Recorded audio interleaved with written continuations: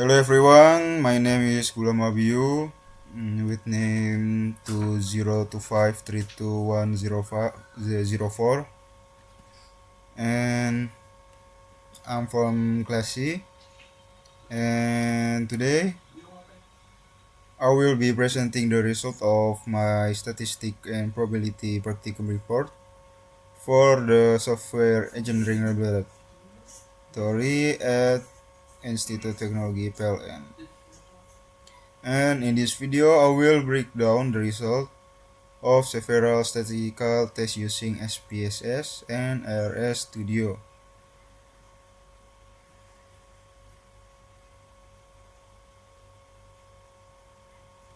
Okay, let's start with regression analysis. First, we consider a simple linear regression to determine whether a user's age affect the number of apps installed on their device. The results show a significance value of 0.821, which is greater than 0.05, and in this indicates that age does not have a significant effect on the number of installed apps. Furthermore, the R square value was 0.000, meaning age prescale does not explain any variation in number of apps user has. And next, perform a multiple regression analysis to look at effect of app usage time, the number of installed apps, and screen on time on daily data usage. The R square obtained from SPSS was 0.908, and this means that 90.8% of the variation in daily data usage is jointly explained by these three variables. And ANOVA gave a significance value of 0.000. This meaning the overall model is highly significant and the null hypothesis is rejected. Individually, all three variables have a significant positive effect on daily data usage, with app usage time being the strongest predictor. And using this model, we also made a prediction for user with 100 minutes of app usage, 50 installed apps, and 3 hours of screen time.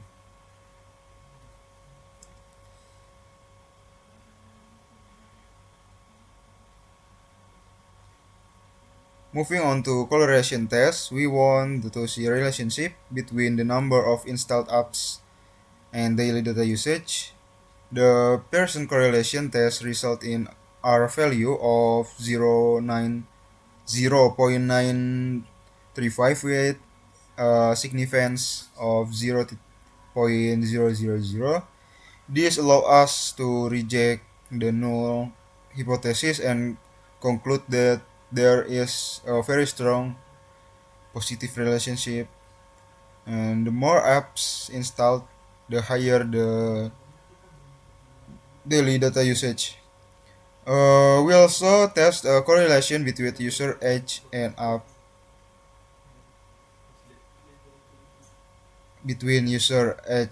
app usage time.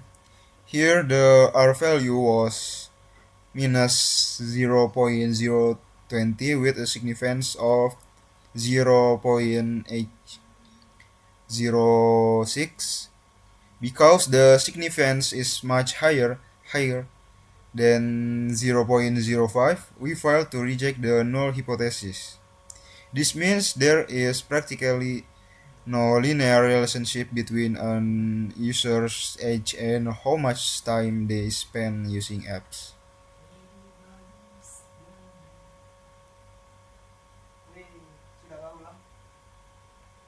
Finally, we conclude hypothesis testing on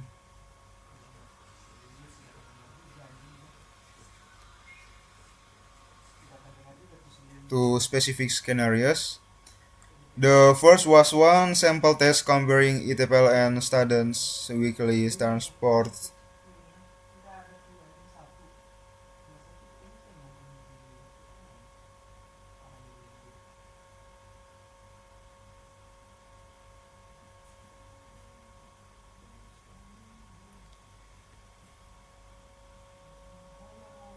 expense against the national average of 7,500 rupiah.